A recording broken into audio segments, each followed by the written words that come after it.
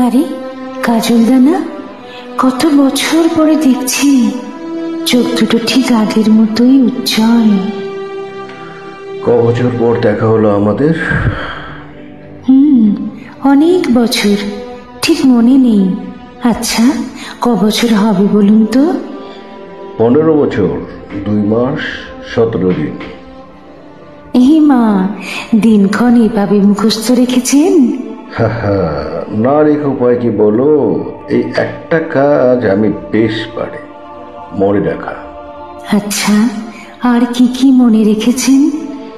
পরীক্ষা নিতে চাইছো? না না, ছি, এমনিই বললাম। জানি আপনার স্মরণ শক্তি বরাবর ভালো ছিল, কি ভালো স্টুডেন্ট ছিলেন, বাবা এখনো বলেন। কি বলেন মাস্টারমশাই?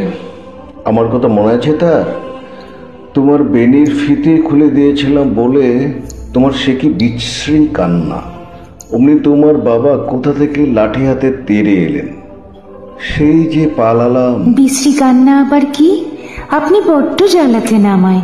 ঠিক করেছিল বাবা, খুব ভালো হতো ওদিন কঘা পিঠে পড়লে। হাসছো? হাসবো না বলছেন? হাসো, না করবো না। আমার অপমানের কথায় তাও তো ওই মুখের হাসি দেখতে পেলাম। দেখি একটু এদিক ফিরে হাসো তো। কেন? টোলটা কি আগের মতোই আছে? বরের নিশ্চয় ওখানেই মন পড়ে থাকে। না, তার এত সময় কোথায়? যার সময় ছিল সে তো পালালো।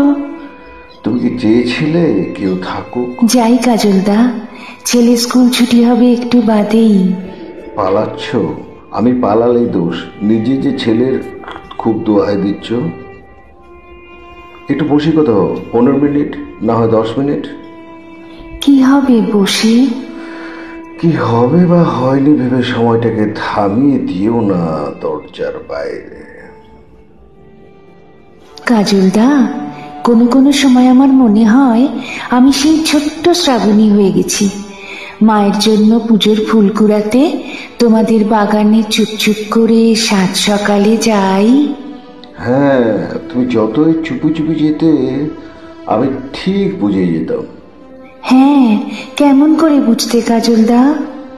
জানি না, তোমার ফুলগুলো ছুঁয়ে দিতে তুমি অ্যাপকে উঠে ওগুলো ফেলে দিয়ে নতুন ফুল কুড়িয়ে নিতে।